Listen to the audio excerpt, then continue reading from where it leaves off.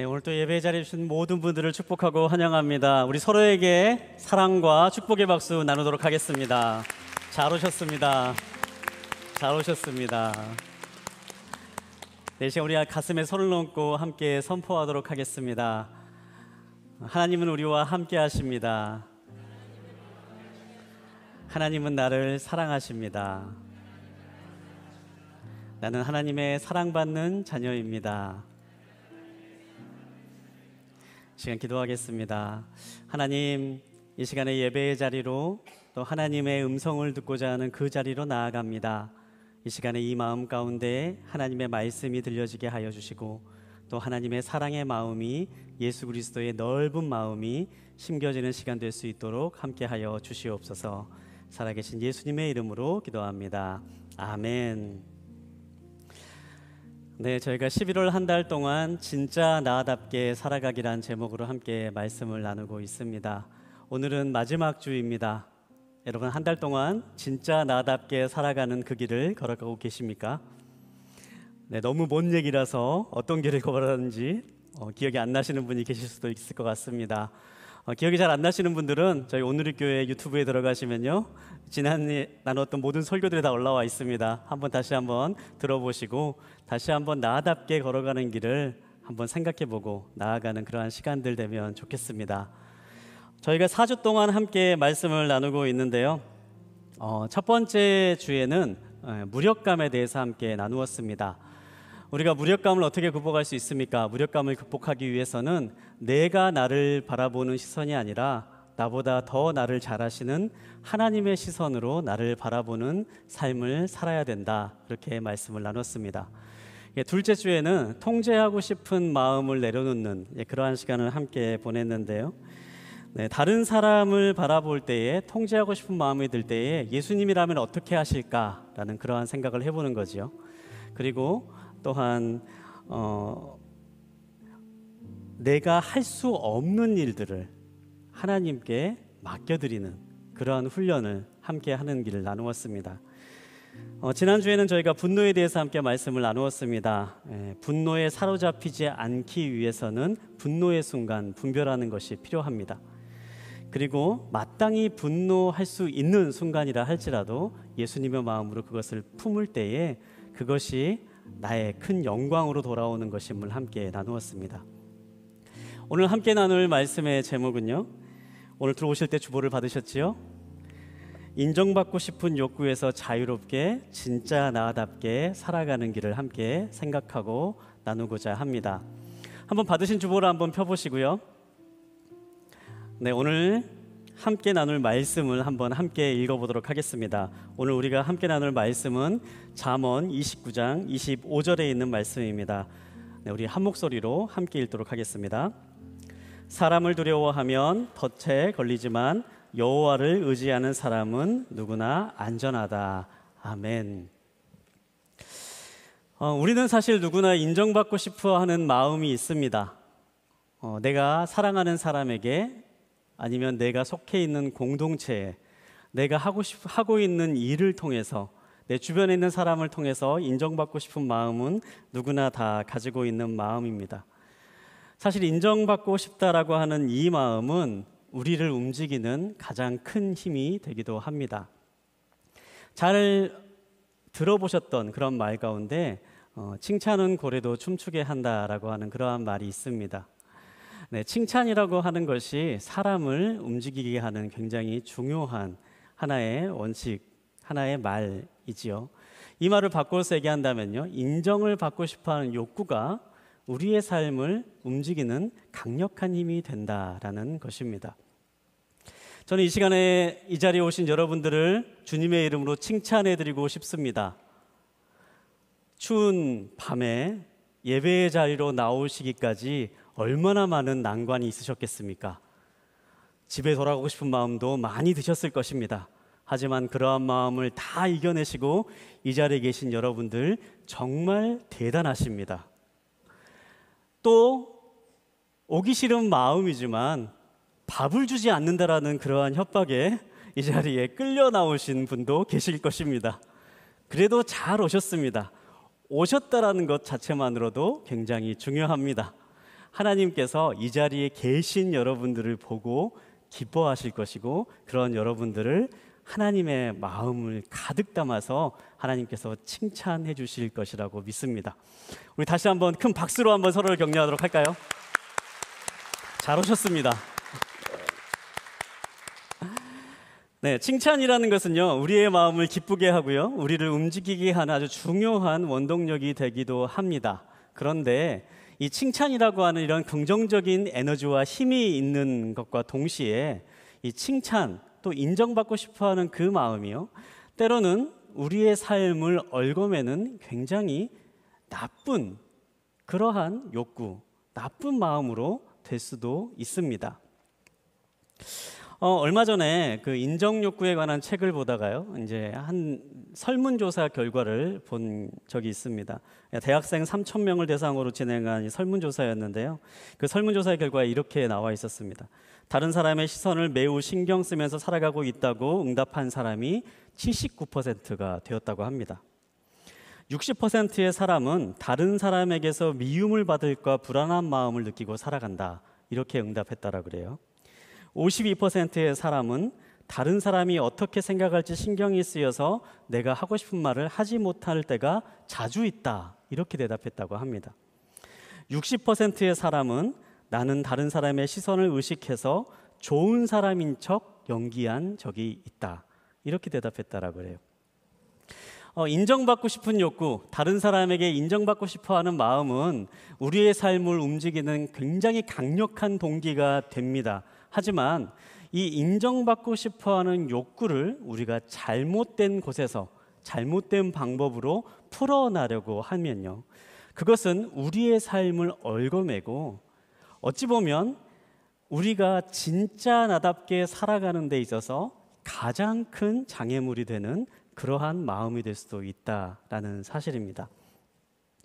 오늘 저는 이 인정받고 싶은 이 마음에서 어떻게 자유롭게 살아갈 수 있을까 함께 나누기 위해서요, 성경에 나와 있는 한 인물의 이야기를 함께 나누고요, 또 그리고 우리가 함께 생각해 볼 두 가지 포인트를 이 자리에서 함께 생각해 보기를 원합니다. 성경을 보면요, 구약 성경에 사울이라고 하는 사람이 나옵니다. 이스라엘의 초대 왕이었습니다. 왕이 없던 시절에 이스라엘 사람들이 사무엘에게, 그리고 하나님께 왕을 우리도 갖게 해달라고 그렇게 요청을 합니다. 그리고 하나님께서는 이스라엘 백성들의 그 요청을 들어주셔서 이스라엘의 사울이라고 하는 사람을 왕으로 세우시겠다라고 그렇게 말씀하십니다. 이 성경에서 이 사울이라고 하는 사람에 대해서 묘사하는 그러한 장면들이 나오는데요, 이 사울은 모든 백성에게서 이만한 사람이 없었더라라고 그러한 평가를 받았던 사람입니다. 굉장히 인물로 뛰어난 인물이었던 것이죠. 그리고 성경에서는 또 이 사울의 외모에 대해서 그렇게 묘사할 때에 다른 사람보다 어깨 위에 더 있었다, 이런 표현을 사용합니다. 굉장히 키가 크고요, 기골이 장대하고 굉장히 훌륭한 그러한 인물 중에 인물, 바로 그러한 사람이 사울이었습니다. 그리고 그 사울이 이스라엘의 첫 번째 왕으로 그렇게 세움받게 됩니다. 이 사울에 대해서 좀 자세하게 함께 살펴보기 원하시는 분들은 사무엘상 9장부터 31장까지 있는 말씀을 읽어보시면 이 사울이 어떠한 일들을 행했고 또 어떻게 어떠한 삶들을 살았는지를 성경 말씀을 통해서 알 수가 있습니다. 그런데 오늘 우리가 이 자리에서 함께 나누기를 원하는 것은요, 그 가운데 한 포인트에 있는 부분을 집중해서 함께 나누게 되기를 원합니다. 이 사울이 하나님의 선택으로 이스라엘의 왕이 되었는데요, 이 사울이 하나님의 말씀에 순종하면서 계속해서 이스라엘 백성들을 잘 다스렸으면 참 좋았겠는데 그렇지 못합니다. 계속해서 반복해서 하나님의 말씀에 불순종하고 하나님께서 하지 말라고 하는 일들을 계속해서 반복해서 행하는 것을 보게 됩니다. 그리고 하나님께서는 그러한 사울의 행동이 계속되는 것을 보면서 결국에는 내가 이 사울을 패하고 다른 사람을 이제 왕으로 세워야겠다, 그렇게 말씀하십니다. 오늘 함께 보기 원하는 장면은요, 이 사울이 결정적으로 하나님께서 이제 사울을 패하여야겠다라고 하는 그 말씀을 하는 장면을 잠깐 함께 살펴보고자 합니다. 사무엘상 15장 1절부터 3절까지 있는 말씀인데요. 우리 사무엘상 1절부터 3절까지 있는 말씀 우리 한 목소리로 한번 함께 읽도록 하겠습니다. 사무엘이 사울에게 말했습니다. 여호와께서 나를 보내 왕에게 기름을 붓고 이스라엘을 다스리는 왕이 되게 하셨소. 그러니 이제 여호와께서 전하신 말씀에 귀를 기울이시오. 만군의 여호와께서 이렇게 말씀하셨소. 이스라엘 자손이 이집트에서 올라올 때 아말렉이 이스라엘에게 한 일, 곧 길에서 잠복해 기다렸다가 공격한 일에 대해 내가 벌할 것이다. 너는 지금 가서 아말렉을 공격하고 그들에게 속한 모든 것을 완전히 멸망시켜라. 그 어떤 것도 남겨두어서는 안 된다. 남자와 여자, 어린이와 젖 먹는 아기, 소와 양, 낙타와 나귀들을 모두 죽여라. 네, 하나님께서 이 사무엘을 통해서 사울 왕에게 명령을 내리십니다. 이 아말렉이라는 사람들과 전쟁을 해야 된다. 그리고 이 아말렉들과 전쟁을 할 때에 특별히 그 모든 땅에 있는 생명을 진멸시켜라라고 그렇게 명령하십니다. 어찌 보면 이 말씀을 들으면서요, 이제 어떤 분들은 하나님이 너무 잔인하신 거 아니냐, 어떻게 그 땅에 있는 모든 생명을 다 죽이라, 멸망시켜라라고 하는 그런 명령을 하실 수가 있냐, 이제 그렇게 말씀하실 수도 있습니다. 그런데 성경을 보면요, 하나님께서 모든 전쟁을 다 이렇게 하라고 말씀하지 않으셨습니다. 하나님께서 특별하게 의미를 부여하는 그러한 전쟁들이 있었습니다. 그리고 그 전쟁에서는 하나님께서 특별한 명령들을 내리셨습니다. 바로 이 오늘 아말렉과의 전쟁에서 나오는 것처럼 그 땅에 있는 모든 것을 멸망시켜야만 되는 전쟁이 따로 존재했었습니다.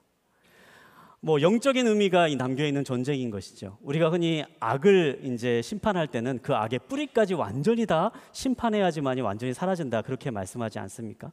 그러한 전쟁인 거죠. 이 영적인 의미로 이 아말렉과의 전쟁은 하나님께서 오래도록 지켜보고 두고 보셨던 심판의 순간에 내려지는 바로 그러한 전쟁의 의미를 담고 있었습니다.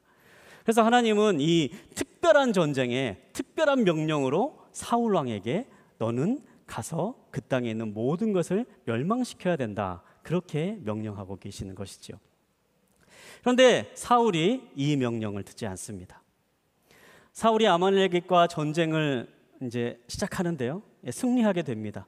그런데 그 땅에 있는 아말렉의 왕을 살려줍니다. 포로로 잡아옵니다. 그리고 그 땅에 있는 많은 짐승들이 있는데 그 짐승들을 보면서 병들고 약한 것들은 죽입니다. 그런데 보기 좋고 건강하고 훌륭한 것들은 그대로 남겨두고 가져옵니다. 하나님의 명령을 어긴 거죠. 하나님께서는 분명히 사울에게 확실한 명령을 주셨는데 사울은 그 명령을 어긴 것입니다. 사무엘상 15장 24절에 있는 말씀을 보면 사울이 왜 하나님의 명령을 어겼는가, 그 말씀이 이렇게 나와 있습니다. 24절에 있는 말씀입니다. 그러자 사울이 사무엘에게 말했습니다. 내가 죄를 지었습니다. 내가 여호와의 명령과 당신의 지시를 어겼습니다. 백성들이 두려워서 그들의 말대로 한 것입니다. 사울이 하나님의 명령을 어긴 이유는 단순했습니다. 백성들이 두려웠기 때문입니다. 하나님은 이 전쟁을 굉장히 특별한 전쟁으로 만드셨고 이 전쟁을 통해서 악을 완전히 진멸하시는 전쟁으로 삼으셨습니다. 그런데 사무엘은 그 명령보다 백성들의 시선이 더 중요하다라고 생각했던 것입니다. 백성들이 이것을 어떻게 볼 것인가? 백성들이 모든 것을 다 진멸하면은 어떻게 볼 것인가? 백성들의 시선이 두려워서 하나님의 명령을 어기었다. 성경은 그렇게 우리에게 이야기해 줍니다. 두려움 때문이었죠. 자신을 어떻게 평가할 것인가? 자신이 한 행동을 사람들이 어떻게 바라볼 것인가? 그것에 대한 두려움 때문에 사울은 불순종을 선택했던 것입니다. 하나님의 명령을 지키는 것을 포기했던 것이죠. 계속해서 15장 30절에 있는 말씀 또 이렇게 나와 있습니다. 사울이 대답했습니다. 내가 죄를 지었습니다. 그러나 내 백성의 장로들과 이스라엘 앞에서 내 체면을 세워주십시오. 나와 함께 가서 내가 여호와 당신의 하나님을 경배하도록 해주십시오. 사울이 다시 한번 사무엘에게 요청을 합니다. 나와 함께 가서 내가 지은 이 죄를 위해서 함께 하나님께 예배를 드려주십시오. 제사를 드려주십시오. 그렇게 요청을 하고 있습니다. 그런데 그 앞에 이렇게 말하는 이유가 분명히 기록되어 있죠. 내 체면을 위해서. 이스라엘 모든 장로들과 이스라엘의 모든 사람들 앞에서 내 체면을 세워주시기 위해서 나와 함께 가서 제사를 드려주십시오. 이렇게 요청을 하고 있는 것입니다. 사무엘에게 가장 중요한 것은 무엇이었을까요? 사무엘에게 중요한 것은 백성들의 평가였고요. 사무엘에게 가장 중요한 것은 자신의 체면이었습니다. 이 순간이라면 만약에 정말 그가 말한 것처럼 내가 정말 하나님 앞에 죄를 저질렀습니다. 내가 하나님 앞에 불순종했습니다. 이렇게 정말 뼈저리게 느끼는 그런 순간이라면 아무런 조건을 달지 않아야죠. 하나님 용서해 주십시오. 정말 성경에 나와 있는 다른 위대한 왕들이 그랬던 것처럼 죄를 뒤집어 쓰고 옷을 찢으며 하나님 저의 죄를 용서해 주십시오. 이렇게 회개하고 나아가는 것이 정말 하나님 앞에 자신의 잘못을 뉘우치는 사람의 반응이었을 것입니다. 그런데 사울은 그것보다 내 체면을 위해서 함께 예배를 드려 주십시오. 이렇게 이야기하고 있는 것입니다. 우리가 다른 사람의 인정 욕구, 다른 사람에게 인정받는 것을 지나치게 중요하는 사람이 보이고 있는 삶의 모습이 이 두 가지 중요한 특징으로 나타나게 됩니다. 첫 번째로는 체면이 제일 중요한 겁니다. 내가 어떻게 보여지느냐, 내 속에 무엇이 있건, 내 삶이 지금 어떤 상태이건, 내가 지금 어떠한 상황 가운데 있건, 내가 실제로 어떤 사람이건 그건 중요하지 않고 그냥 내가 어떻게 보여지는가, 내 체면이 가장 중요한 걸로 삼고 살아가는 거죠. 그렇게 살아가면 만족감이 생깁니까? 그런데 그렇지 않습니다. 그렇게 살아가는 사람에게 필연적으로 따라오는 것이 바로 두려움과 불안입니다. 사울이 그랬던 것처럼 백성들이 두려워서, 다른 사람들이 나를 어떻게 볼까 두려워서, 다른 사람들이 나를 어떻게 판단할까 두려워서 끊임없이 불안과 두려움 속에서 살아가는, 그러한 삶을 계속해서 살아가는, 그리고 또 계속 다른 사람의 인정을 갈망하는, 그렇게 모순적인 삶을 살아가게 되는 거죠. 오늘 본문에 있는 말씀에는 그런 우리에게 이렇게 말씀해주고 있습니다. 잠언 29장 25절에 있는 말씀입니다. 사람을 두려워하면 덫에 걸리지만 여호와를 의지하는 사람은 누구나 안전하다. 사람을 두려워하면 덫에 걸린다. 이 말씀을 메시지 성경에 있는 말씀으로 말씀을 드리면요, 사람의 평가를 두려워하면 옴짝달싹 못하게 되지만 하나님을 신뢰하면 그 길에서 벗어날 수 있다. 이렇게 기록하고 있습니다. 이 말씀을 모아보면 이런 거예요. 사람을 두려워해서, 사람들의 평가를 두려워해서 더 옴짝달싹 않고 살아가면 마치 덫에 걸리는 삶을 살아가는 것과 같아진다. 이 덫이라고 하는 말은 이제 히브리어로 모켓이라고 하는 말에 사용되는데요. 이 말이 이제 다른 성경에는, 이제 다른 곳에는 올무, 올감이라고도 이렇게 번역이 됩니다. 이 올무, 올가미가 어떤 겁니까? 이게 목줄 같은 거예요. 그렇죠? 목줄. 이게 사람의 목에 탁 걸리면 그걸로 그냥 사람을 끌고 다니는 그러한 목줄과 같은 겁니다. 우리가 다른 사람의 인정, 다른 사람의 평가, 다른 사람의 시선에 우리가 집중하며 살아가면 그 사람은요, 그냥 이게 목에 줄을 매고 올무를 매며 끌려다니는 인생으로 계속해서 살아가는 거죠. 그 삶에는 평안함이 있을 수가 없습니다. 그 삶에는 불안함밖에 있을 수가 없습니다. 여러분, 그러면 우리가 어떻게 해야 이 다른 사람에게 인정받고자 하는 그러한 욕구에서 벗어나서 올바른 마음으로, 바른 마음으로 살아갈 수 있을까요? 제가 두 가지 포인트를 함께 나누고자 합니다. 첫 번째 우리가 함께 생각하기 원하는 것은요, 사람을 만족시키려는 대신 우리는 하나님을 만족시키려고 살아가야 합니다. 이건 굉장히 중요한 질문입니다. 이 말의 핵심은 우리가 누구를 위해 살아가는 삶을 살아가느냐, 이것을 물어보는 질문입니다. 갈라디아서 1장 10절에 있는 말씀을 보면요, 이 사도 바울이 이렇게 말하고 있습니다. 내가 지금 사람들을 좋게 하려고 합니까? 아니면 하나님을 좋게 하려고 합니까? 또는 내가 사람들에게 기쁨을 구하려고 애씁니까? 만일 내가 아직도 사람들에게 기쁨을 구하려고 애쓴다면 나는 그리스도의 종이 아닙니다. 사도 바울은 자신의 삶에 대해서 이야기하면서 하나님의 기쁨을 구하기 위한 삶을 살아가고 있다라고 이야기하고 있습니다. 사람들을 기쁘게 하는 것을 목적으로 하고 살아가는 삶들은요, 결국에는 기뻐하게 하고 싶어하는 그 사람의 종으로 살아가는 거죠. 이 사람이 어떻게 하면 기뻐할까? 이 사람이 어떻게 하면 좋아할까? 그렇게 우리가 사람들을 기뻐하는 것을 위해서 살아가는 삶은요, 결국에는 사람의 종으로 살아가는 삶을 살게 됩니다. 그러나 사도 바울은 이렇게 말하고 있습니다. 우리는 그러한 삶을 사는 사람들이 아닙니다.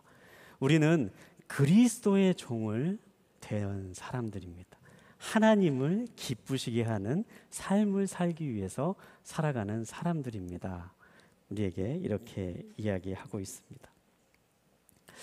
여러분, 우리는 누구를 기쁘시게 하면서 살아가고 있습니까? 사람을 기쁘게 하기 위해서 살아가고 있습니까? 사람의 종이 되려고 살아가고 계십니까? 아니면 하나님의 기쁨이 되기 위해서, 그리스도의 종이 되기 위해서 살아가고 계십니까? 어느 순간이 되면 우리 스스로에게 이 질문을 던져야 될 순간들이 닥쳐오게 됩니다. 어느 순간이 되면 우리 스스로가 이 질문 앞에서 솔직하게 대답해야 되는 그러한 순간이 찾아오게 됩니다. 저는 이 말씀을 준비하면서 예전에 제가 고등학교 때 경험했던 그런 경험이 생각이 났습니다. 딱 제가 고등학교 2학년 이맘때였습니다. 고등학교 2학년 때 이맘때 이제 고3 이제 선배들이 다 이제 수능 시험을 보고 난 이후에요. 제가 다녔던 고등학교에는 기숙사가 있는 학교였습니다. 그래서 이맘때가 되면 이제 고등학교 2학년 이제 수능을 봐야 될 이제 그 학년부터 기숙사에 들어가는 거였어요. 그리고 기숙사에서 생활하면서 공부를 했습니다. 네, 별로 기억하고 싶지 않은 그러한 시대, 그러한 시기인데요. 그렇게 이제 학교에서 살면서 이렇게 계속해서 공부를 했는데요. 근데 학교에서 살다 보니까요, 이제 제 삶 가운데 걸리는 부분이 하나가 있었어요. 일요일이 됐는데요, 교회를 못 가게 하는 겁니다. 그때 당시에는 이제 그게 가능했었습니다. 학교에서 이제 교회도 뭐 가지 말아라, 막 이렇게도 말할 수 있는 이제 그러한 시대였거든요. 그러니까 일요일이 됐는데 이제 교회를 가야 되는데 학생 주임 선생님이 교회를 가면 안 된다 이렇게 얘기를 하는 겁니다. 그래서 제가 이제 용기를 내서 학생 주임 선생님을 찾아갔습니다. 저는 교회 가야 됩니다. 예, 말씀을 드렸어요. 그래서 이제 학생 주임 선생님이 처음에는 굉장히 온화하고 자상하신 말씀으로 저를 설득하기 시작을 하셨습니다. 교회에 1년 안 가고 대학 가고 난 다음에 그때부터 충분히 가면 된다. 너의 지금의 1년이 남은 10년과 20년을 결정한다. 그러니 지금 이 순간에 그냥 교회 안 가고 그냥 공부해라. 그렇게 말씀을 하시는 거죠. 근데 저는 이제 그 말을 듣고 저는 안 됩니다. 저는 그래도 교회 가야 되겠습니다. 그렇게 말씀을 드렸어요. 그런데 이제 안 된다라고 하고 저를 그냥 돌려보내시더라고요. 주일이 됐습니다. 제가 교회를 갔겠습니까? 안 갔겠습니까? 갔습니다. 다음 날이 됐습니다. 학생 주임 선생님이 저를 불렀습니다. 그리고 그때는요, 이게 체벌이 있었을 때입니다. 맞았습니다. 교회 갔다고 맞았습니다. 그리고 저를 또 설득을 하는 겁니다. 너만 교회 간다 그러면 다른 애들은 어떡하냐? 다른 애들도 다 교회 간다고 하는 애들이 있을 건데 너만 교회 간다 그러면 이제 막 고등학교 2학년들이 이제 기숙사 들어가가지고 이제 생활을 막 시작하는데 그런 분위기가 틀어진다. 그러면서 막 또 저한테 막 뭐라고 하시는 거예요. 그래서 이제는 교회 안 갈 거지 이렇게 말씀하시는데 제가 그때 대답을 하지 않았어요. 대답을 못 하겠더라고요. 그리고 그때부터 굉장히 오랫동안 고민을 했습니다. 교회를 포기할 것인가? 이걸 어떻게 해야 될 것인가? 아빠한테 전화를 해야 될 것인가? 막 그런 고민이 계속해서 드는데요. 근데 제 마음 가운데 확신이 들었어요. 아, 이거는 내가 결단해야 되는 문제구나. 내가 결정해야 되는 순간이구나. 그런 제 마음 가운데 확신이 들었습니다. 제가 그 고등학교 시절에 거룩하고 성결하고 구별된 삶을 살아가지고 그때부터 막 3일 금식하고 그렇게 교회에 순전하고 신실하게 살아갔던 그러한 신앙인이 아니었거든요. 저는 그냥 모태신앙으로 성장하면서 그냥 교회에서 어렸을 때 성장을 했는데요. 제가 그때 굉장히 다니엘처럼 그렇게 뜻을 세운 믿음을 가지고 그런 거창한 믿음으로 생활하지는 않았음에도 제가 그때 확실하게 그 순간이 어떤 순간인지 알게 됐습니다. 이거는 내가 결정해야 되는 순간이구나. 하나님이 기뻐하신 일이 무엇인지를 분명하게 알겠다라는 그 순간이었기 때문입니다. 그리고 교회를 갔습니다. 그 다음날 아무 일도 일어나지 않았습니다. 그 다음날도 아무 일도 일어나지 않았습니다.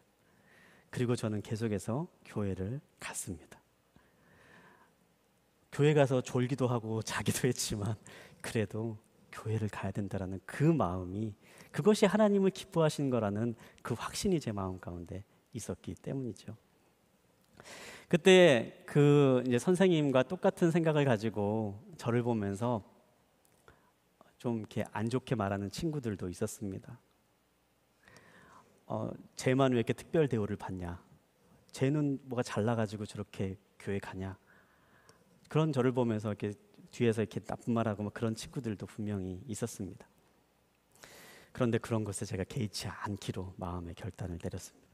그런데요, 또 시간이 지나니까요, 다른 친구들도 생겨나더라고요. 너의 그 모습을 보고 내가 용기를 얻었어. 늘 그렇게 예배를 드리는 그 모습이 나한테 너무 감동이었어. 그렇게 말하는 친구들이 또 생겨나기 시작을 하더라고요. 여러분, 사람을 만족시키는 것은요, 우리가 모든 사람을 만족시키는 것은 불가능합니다. 우리가 어떤 선택을 하든 아무리 그 선택이 옳은 선택이고 바른 선택이고 현명한 선택이어도요, 사람들은 우리의 결정과 우리가 한 선택에 대해서 좋아하는 사람이 있고 싫어하는 사람이 생겨나게 됩니다. 우리가 어떻게 살아가든 우리의 모습을 보고요, 어떤 사람들은 분명히 쟤는 왜 저렇게 살아가? 이렇게 말하는 사람이 있고요. 또 어떤 사람은 넌 정말 훌륭하게 살아간다. 그렇게 말하는 사람들이 분명히 있습니다. 사람을 만족시키면서 살아가는 것은요, 애초에 불가능한 일입니다. 하지만 성경에서는 우리에게 분명히 말씀하십니다. 하나님을 기쁘시게 하는 길이 있음을 분명하게 이야기하고 있습니다. 사람을 만족시키는 길은 없지만요, 모든 사람을 만족시킬 수 있는 길은 없지만요, 하나님을 기쁘시게 할 수 있는 길은 분명히 있습니다. 여러분, 우리가 누구를 기쁘시게 하면서 살아가게 되기를 원하십니까? 사람을 기쁘게 하는 것은 애초에 가능하지 않는 일입니다. 모든 사람을 기쁘게 할 수는 없습니다. 그러나 한 분 하나님은 우리가 기쁘게 하실 수 있습니다. 우리가 하나님을 기쁘게 하는 그러한 삶을 살아갈 수 있게 되길 원합니다. 그러할 때에 그 하나님을 기쁘게 하는 그 기쁨으로부터 임하는 하나님의 평강과 하나님의 은혜와 하나님이 부어주시는 우리의 마음에 넉넉한 은혜가 우리 마음에 있는 결핍과 우리 마음에 있는 다른 사람의 칭찬을 향한 갈망을 넉넉히 채우고도 남게 될 줄 믿습니다. 그러한 길을 걸어 나아가시는 저와 여러분 되시기를 간절히 소망합니다. 두 번째 함께 기억하기를 원하는 것은요, 사람들의 인정이 아니라 하나님의 인정에 집중해야 됩니다. 다시 이 말을 또 바꿔서 말씀드리면요, 다른 사람들이 어떻게 말하느냐가 중요한 것이 아니라 하나님께서 말씀하시는 것이 중요합니다. 앞서 말씀드렸다시피 우리가 모든 사람을 다 만족시킬 수는 없습니다. 사람들은 우리들의 어떤 한 부분을 보고 우리들에 대해서 이야기합니다. 한번 예를 들어 볼까요? 그러니까 저랑 같이 일을 하다가 제가 어느 날 깜빡 잊고 저하고 약속 잡은 것을 제가 이제 깜빡 잊어버렸다고 생각을 해봅시다. 그러면 그 이제 약속을 이제 바람 맞으신 이제 그분은, 그 성도님은 저를 보면서 저 목사님은 약속도 지키지 않고 정말 어떻게 이렇게 사람과 약속을 저렇게 우습게 하는 그런 사람이야. 이제 그렇게 저를 이제 생각하실 수 있겠죠. 그런데 제가 정말 그 약속을 잘 쉽게 여기고 약속을 어기는 사람인가?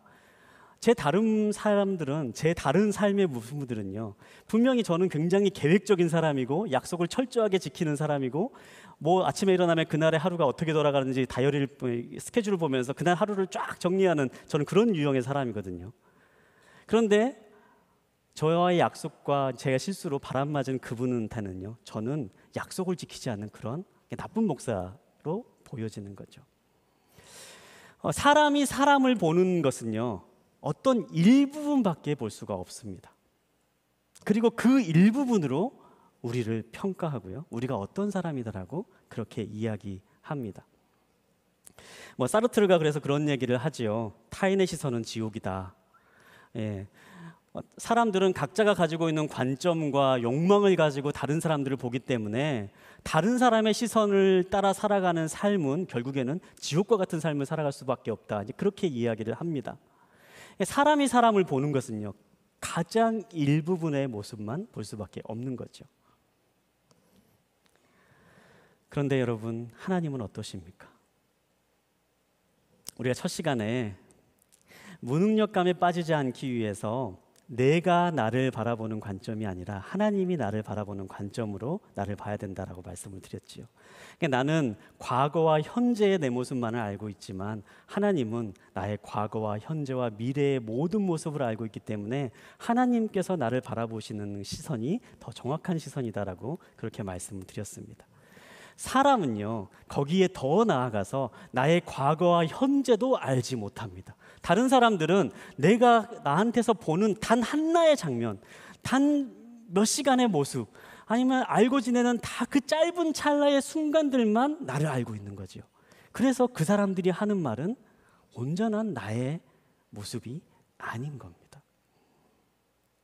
그러면 우리가 어떤 말에 집중을 해야겠습니까? 그렇게 나의 일부분만 보는 사람들의 말에 집중을 해야 되겠습니까? 아니면 나의 과거와 현재와 미래와 나의 모든 삶을 나보다 더 잘 아시는 하나님의 말씀에 더 집중하며 살아야 하겠습니까? 이 시간에 하나님께서 우리에게 주시는 말씀들 몇 가지를 함께 나누고자 합니다. 고린도후서 5장 17절을 보면요, 하나님께서 우리에게 이렇게 말씀하십니다. 그러므로 누구든지 그리스도 안에 있으면 새로운 피조물입니다. 옛것은 지나갔으니 보십시오, 새 것이 됐습니다. 하나님이 우리를 보면서 이렇게 말씀하십니다. 너는 새로운 피조물이다.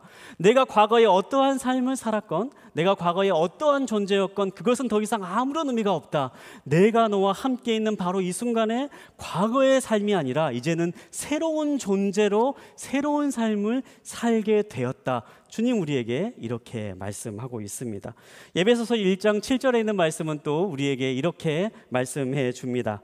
그리스도 안에서 우리는 하나님의 은혜의 풍성함을 따라 그분의 피로 구속 곧 죄사함을 얻었습니다. 주님이 계속해서 말씀하십니다. 우리가 어떠한 잘못을 저질렀건, 우리가 과거에 얼마나 추악한 죄를 저질렀건 그리스도 예수 안에서 이 모든 죄가 사함을 받았다.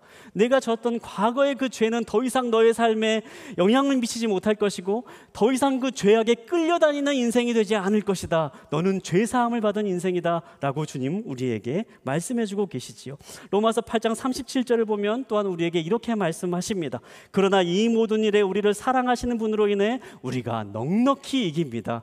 세상의 환난과 우리의 세상에 고난이 닥쳐올지라도, 우리를 넘어뜨리려고 하는 수많은 시험과 역경이 다가온다 할지라도 주님의 그리스도의 사랑 안에서 우리가 이 모든 것을 넉넉히 이기는 존재가 되었다라고 주님 우리에게 말씀해주고 계십니다.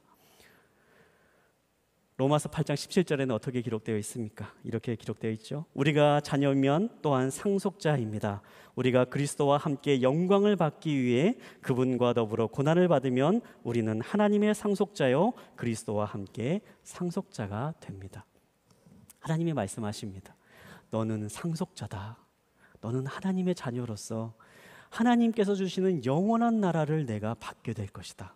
그 나라를 소유한 자가 바로 너다. 우리에게 그렇게 말씀해주고 계십니다.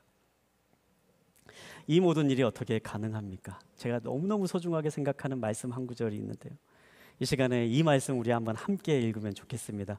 요한복음 1장 12절에 있는 말씀 우리 한번 한 목소리로 함께 읽겠습니다. 그러나 그분을 영접한 사람들 곧 그분의 이름을 믿는 사람들에게는 하나님의 자녀가 될 권세를 주셨습니다. 아멘. 예수 그리스도를 영접한 우리에게 하나님, 너는 하나님의 자녀다. 세상 사람들은 우리를 바라보면서 우리의 단 하나의 모습을 보면서 우리를 평가하고 우리를 때론 비난하고 우리에게 손가락질하지만 우리의 모든 것을 아시는 하나님께서는 내가 그리스도 예수를 믿는 믿음 안에서 하나님의 자녀가 되는 권세를 누리는 존재가 되었다. 우리에게 이렇게 말씀하고 계십니다. 사랑하는 여러분, 사람들의 인정에 목말라 하지 마십시오.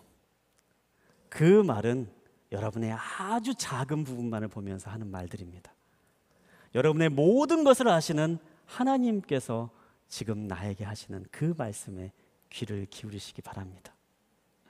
그럴 때에 다른 사람의 인정에 목말라서 끌려가는 인생이 아니라 그것으로부터 자유롭고 하나님께서 창조하시는 참된 나의 삶으로 살아가는 은혜를 누리게 될 줄 믿습니다.